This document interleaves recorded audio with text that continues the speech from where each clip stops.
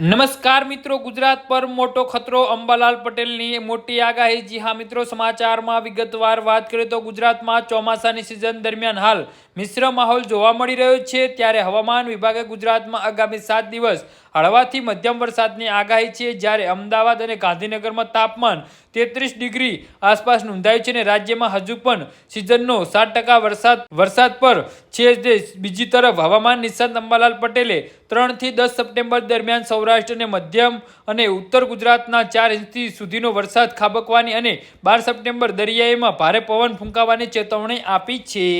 જી હા મિત્રો, ત્યારે હાલના સૌથી મોટા અને મહત્વના સમાચાર સામે આવી રહ્યા છે। તો મિત્રો, સમાચારમાં વધુ વિગતવાર વાત કરીએ તો રાજ્યમાં ચોમાસાની વર્તમાન સ્થિતિ અંગે વાત કરતા હવામાન વિભાગના વૈજ્ઞાનિકો અભિમન્યુ ચૌહાણે આગામી 7 દિવસ સુધી રાજ્યમાં હળવાથી મધ્યમ વરસાદની સંભાવના વ્યક્ત કરી છે।